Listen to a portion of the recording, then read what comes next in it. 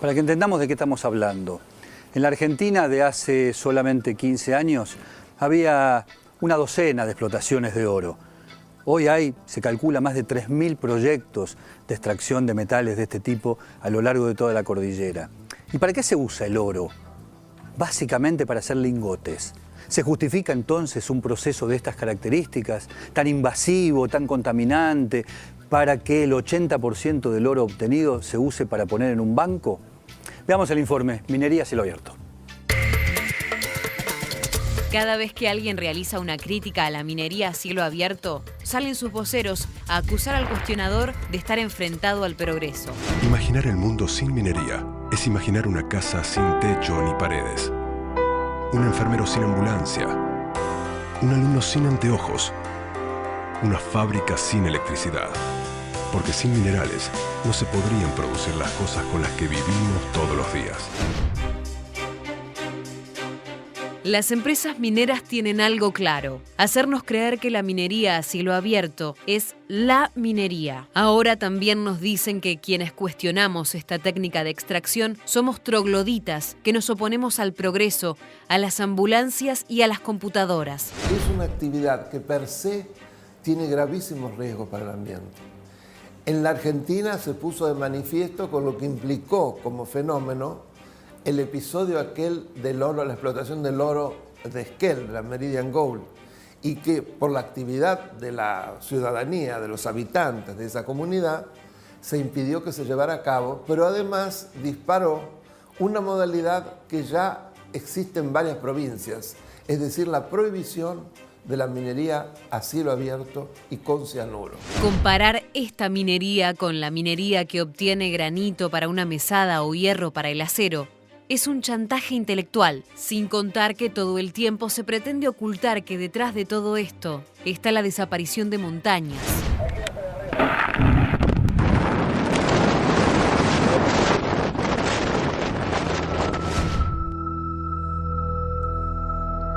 Y el envenenamiento del agua con cianuro. También se oculta que de este lugar no salen materias primas para hacer ambulancias, sino el oro. El oro por el que se cometieron tantas matanzas en el mundo.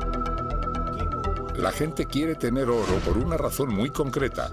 Más que por ser ricos, es por tener seguridad, porque les da mucha seguridad.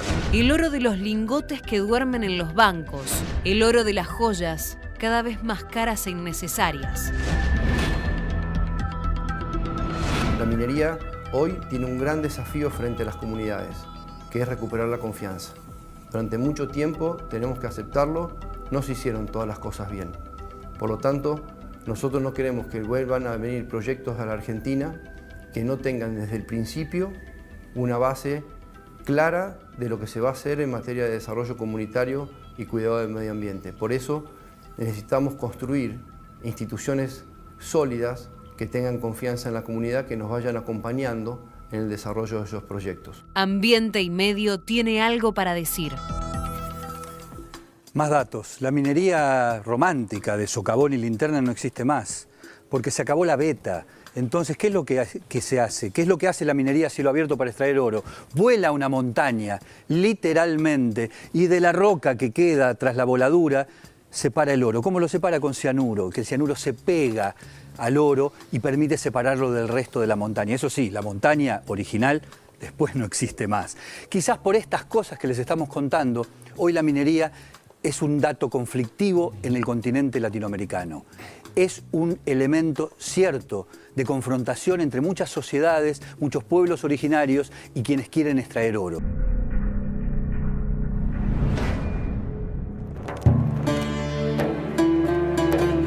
Cuando la limosna es grande, hasta el santo desconfía. La frase, demasiado usada por cierto, luce más contundente cuando es un cura quien la pronuncia. Y más rotunda aparece cuando se refiere a la opción presunta de sacar a un pueblo de la parsimonia de su supuesto atraso y conducirlo a la autopista del también supuesto progreso. Fue un cura, el padre Quinteros, y un grupo de mujeres quienes un día alertaron que la llegada de una minera a Famatina, allí donde La Rioja se confunde con la cordillera, no sería el portal a la felicidad. Preguntamos de qué se trataba y nos respondieron cianuro. Y nos asustamos, dijo una maestra que desde aquellos días de 2006 se transformó en luchadora ambiental sin habérselo propuesto jamás. Consultamos con nuestros vecinos de Catamarca. Ellos tenían la alumbrera, contó otra en referencia a la minera que llegó a aquella provincia a fines de los 90 y hoy se retira tras 20 años de exacción mineral e idéntica tasa de pobreza local. La respuesta que vino de Andalgalá también les supuso miedo. El primer intento fue de Barrick Gold, en ese tiempo aún venerada en San Juan, por ser vehículo de inversiones y empleo a costa de, apenas, volar montañas. La minera canadiense pretendía reflotar la explotación de La Mexicana, un otrora yacimiento convencional que de pronto sucumbiría a los modos invasivos y contaminantes de la minería a cielo abierto. Fue esa la primera vez que se enarboló la consigna que aún hoy se lee al llegar al pueblo que lleva el nombre del cerro: Famatina no se toca. Un político de la zona, entonces vicegobernador, expresó su solidaridad e inició con ella una de las más colosales piruetas de la historia política. Y vamos a sacar una ley prohibiendo la explotación a cielo abierto en la provincia de La Rioja. Luis Beder Herrera consiguió destituir al gobernador Ángel Massa, fanático de Barrick y autor en los 90 de la normativa que aún hoy hace grotescamente lucrativo extraer oro en la Argentina. Las mujeres y el cura de Famatina creyeron que su pesadilla había terminado cuando Beder, gobernador interino, impuso una ley provincial de prohibición de la minería con cianuro. Pero no.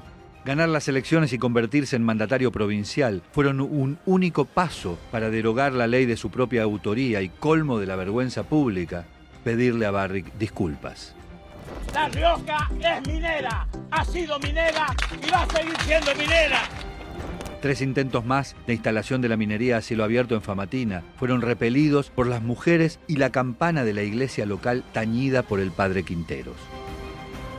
Todos ellos ordenados desde la Casa de Gobierno Provincial con represión policial y persecución judicial incluidos. El último intento fue de una empresa china, camuflada tras un contratista salteño. También fue resistido por las mujeres que subieron prestas a la montaña para detener el paso de la maquinaria. Todo indica que el Famatina no se tocará y ya nadie se atreverá a desafiar la firme postura de los pobladores locales, refractaria a cualquier espejo de cualquier color. Ellas y el cura, no obstante, permanecen alertas.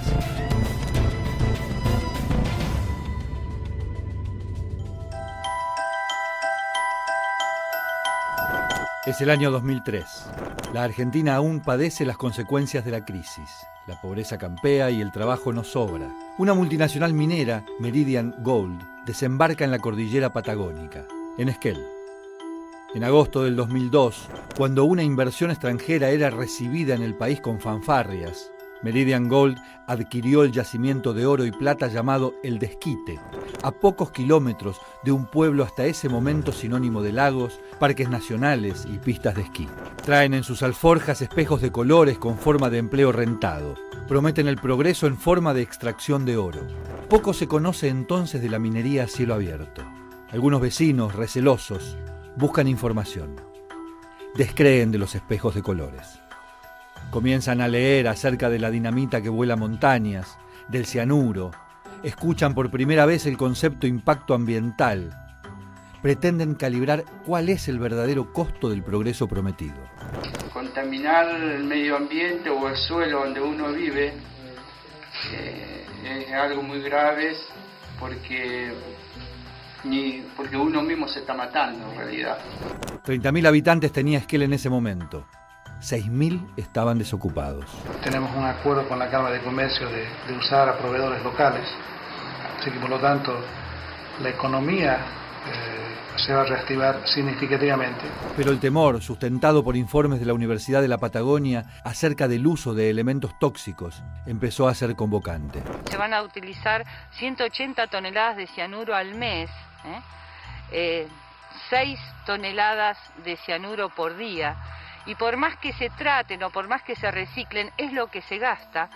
Y entonces, por más que le hagan un tratamiento al cianuro para, según ellos, que se produzcan productos no tóxicos, ese tratamiento no es del todo efectivo.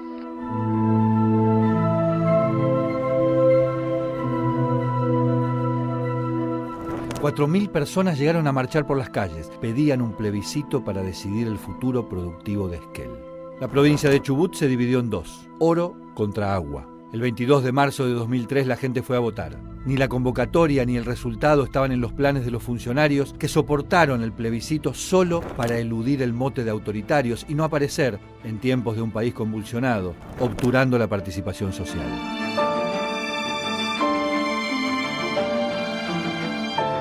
La votación no era obligatoria ni su resultado vinculante. No obstante, el 70% de los empadronados fue a votar. Ninguna elección anterior, todas obligatorias, alcanzó semejante nivel de participación.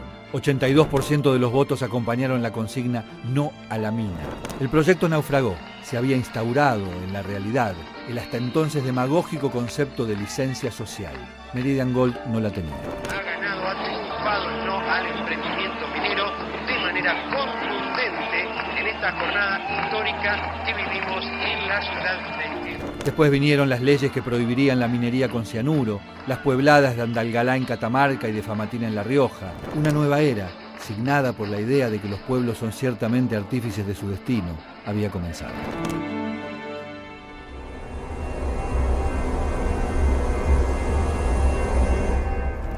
Entre 1964 y 1992, la petrolera estadounidense Texaco, hoy Chevron, se dedicó a extraer petróleo del cantón conocido como Lago Agrio, en la Amazonia ecuatoriana. Manos encallecidas por el trabajo se mancharon con el negro petróleo que simboliza su esperanza. Todos, hombres, mujeres y niños, mancharon aún sus ropas en señal de júbilo para guardar un recuerdo imborrable de este día 26 de junio de 1972. Un día, habiendo llevado todo el oro negro que pudieron, Texaco abandonó el lugar, hábitat de decenas de comunidades indígenas que ciertamente no mejoraron su calidad de vida gracias a los beneficios del hidrocarburo que yacía bajo sus pies. Antes no ha habido quien controle, ¿no? Entonces han hecho lo que han querido, porque el pozo, una poza era ahí y la otra era allá, eran dos pozos grandes. Entonces vinieron con los tanqueros, lo que más hicieron ahora unos 10 o 12 años de ser que recogieron, pero en los tanqueros, pero lo que les valía, lo que no taparon ahí con tierra amarilla y ahí está.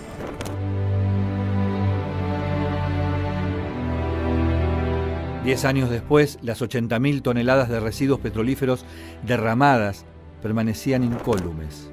800 piletas con desechos tóxicos contaminaron las napas y los ríos. De más está decir cuánto sufrió el ecosistema frágil y rico de la selva ecuatoriana. Mire la contaminación que hay en este estero, donde el agua que nosotros bebíamos instantemente para todas las necesidades del hogar. Impresionante, ¿no? O sea, está allí, debajo. Está en debajo del agua, en la tierra, está el crudo.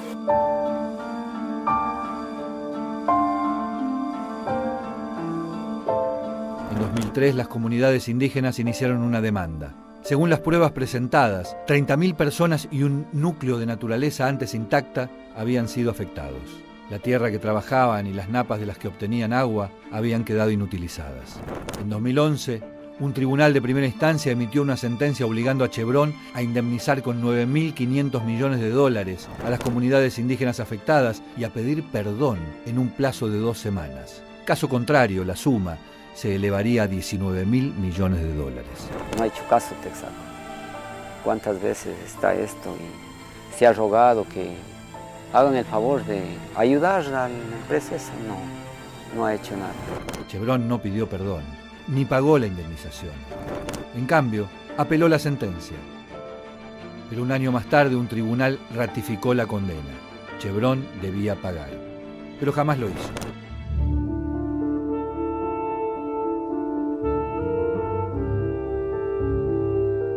El Estado ecuatoriano finalmente se sumó a la demanda y avanzó con su ejecución. Pero Chevron había previsto el resultado. Liquidó sus activos en Ecuador e impidió, de ese modo, que se embargaran sus bienes. Uno de los mayores desastres ambientales de la historia del planeta. Y lo quisieron dejar en impunidad y quieren dejarlo en impunidad. El peor desastre petrolero en tierra firme había sido cristalizado para toda la eternidad. El despojo del norte rico contra el sur pobre ofrecía un nuevo episodio. hasta nuestro país llegaron las esquirlas de la impunidad. Ecuador solicitó a países de la región en los que Chevron operaba que inmovilizaran sus bienes para cumplir con la sentencia. Pero en la Argentina aparecía la zanahoria del fracking, que haría ricos a todos y todas. Chevron ofrecía un acuerdo de cláusulas ocultas que requería que la solidaridad con los hermanos ecuatorianos quedara para mejor oportunidad. La Corte decidió que la oferta de dólares petroleros era más valiosa y ordenó levantar el embargo en la Argentina.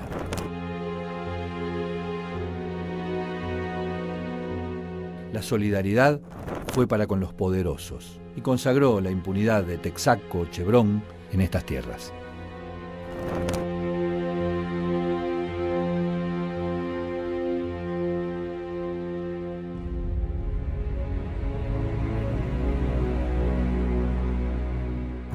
Es marzo, es 1989, es Alaska, el frío ya es mucho, el hielo es el paisaje de los mares. El buque Exxon Valdez zarpa con 208 millones de litros de crudo hacia una refinería en California. Era un viaje que ya habían realizado otros buques hasta más de 8.000 veces desde que había comenzado a correr el crudo por el oleoducto que transportaba petróleo desde los pozos del Ártico hasta las refinerías del sur del país. A poco de zarpar, el capitán dejó el barco a manos de un oficial que no reunía las credenciales necesarias para pilotar un petrolero de esa magnitud. El Exxon Valdez perdió el rumbo. Y en la medianoche del 24 de marzo de 1989, encalló en el arrecife Blythe Reef.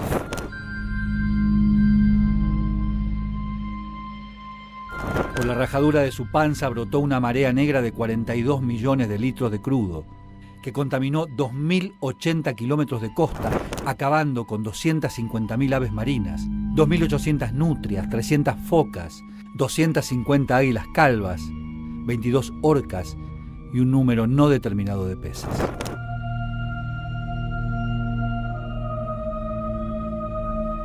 Todo era un caos, y durante las labores de limpieza las cosas no mejoraron. Exxon contrató a personas sin experiencia que confundían líquenes con restos del vertido y perseguían a los cormoranes como si estuvieran manchados, sin darse cuenta de que el negro era su color original. La justicia fue y vino con el tema. Hubo condenas millonarias, pero Exxon fue sobreseída. Finalmente se condenó a la empresa a pagar 4.500 millones de dólares y a remediar los daños. Pero nunca hubo culpables y la condena se diluyó entre los recovecos de la justicia. 25 años después, los rastros del Exxon Valdez no solo están en la memoria de los habitantes de Alaska. Ya son miles de millones los dólares gastados, pero todavía hoy, el 90% del crudo derramado entonces sigue vagando por los mares helados.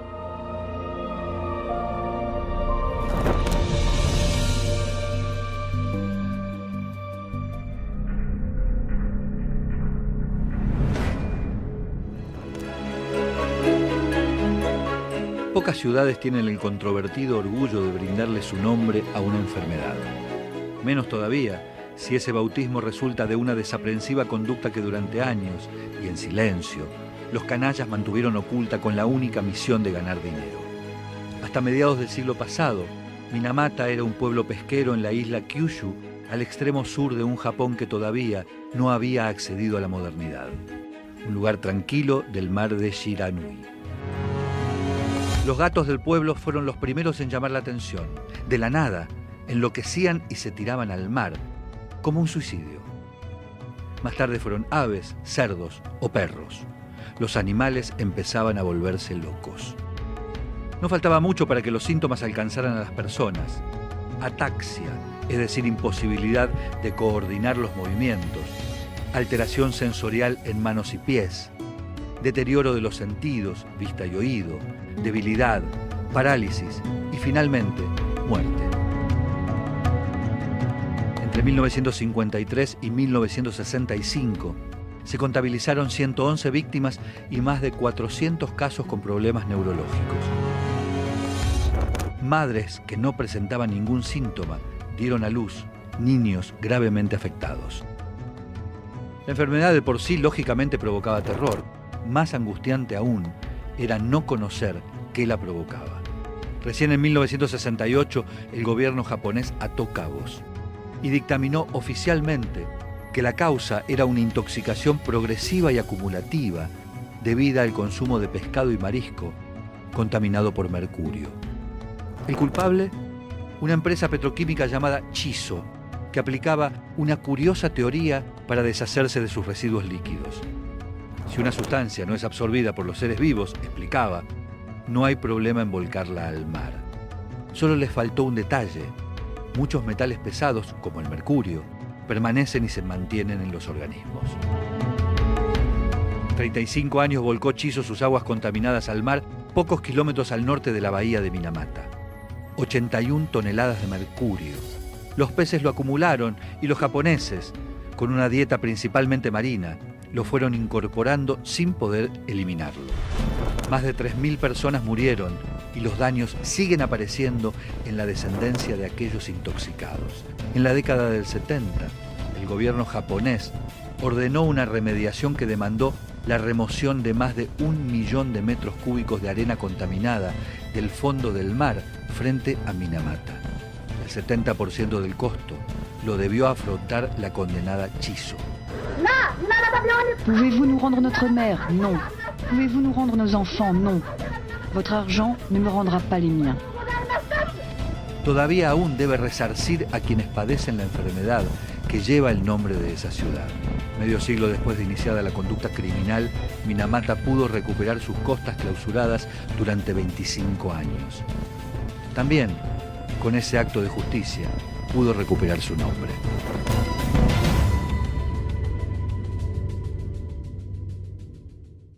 Nada. Culpa de la empresa totalmente, o sea, del Grupo Rollo, pero culpa también del Estado, porque el Estado permitió que se colocara en un lugar inadecuado, pero también culpa del Estado, porque debió, ya que estaba mal localizado, tener un sistema de diques que permitiera resistir el agua.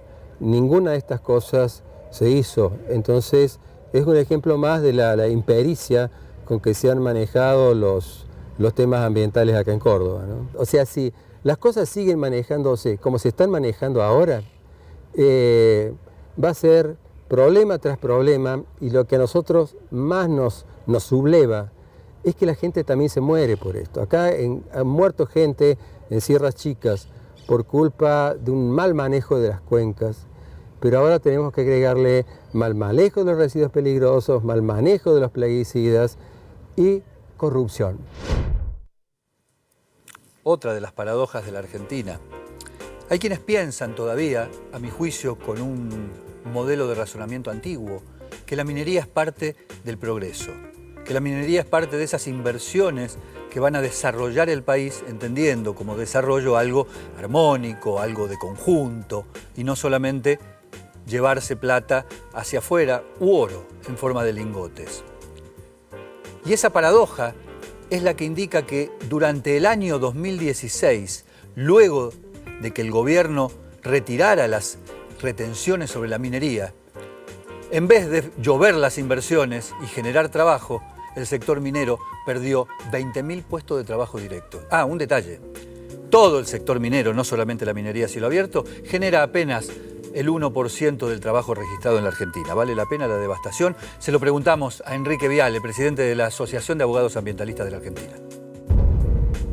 Bueno, la minería está en una situación muy compleja, ¿no? Hay 7 provincias en este momento que, gracias a la resistencia social, tienen prohibido ese tipo de actividad. Todas tuvieron nacimiento en movimientos sociales y movimientos populares que quisieron proteger su territorio. Después hay 3 provincias donde la minería se está llevando a cabo con mayor intensidad, que es la provincia de Santa Cruz, la provincia de Catamarca y la provincia de San Juan. En esos 3 lugares justamente coincide la minería con lugares de gran crisis económica. Una es la emergencia económica como Santa Cruz, Catamarca, una de las provincias más pobres de la Argentina, a pesar de tener hace 20 años el mayor emprendimiento, uno de los mayores emprendimientos de América Latina, como es la lumbrera. Y San Juan, que también se ha descubierto en el último informe que ha hecho el INDEC, que el Gran San Juan es la 3ª zona más pobre de nuestro país. Es decir, toda una situación, coincide el mapa de la minería en Argentina con el mapa de la crisis social y económica de Argentina. Yo siempre recuerdo la misma anécdota En el año 1998, cuando se instaló la mina La Lumbrera en Catamarca, el entonces gobernador Arnoldo Castillo recibió al entonces presidente Carlos Saúl Menem y le dijo: Catamarca acaba de entrar en el primer mundo. 20 años después, nadie se ha dado cuenta de eso en Catamarca. De lo que se han dado cuenta los vecinos de Hachal es de que viven con una bomba de tiempo. En el libro Colapso, Jared Diamond se preguntaba si una actividad minera invierte 2 millones de kilos de cianuro por día. ¿No es posible que la población esté alterada y esté inquieta?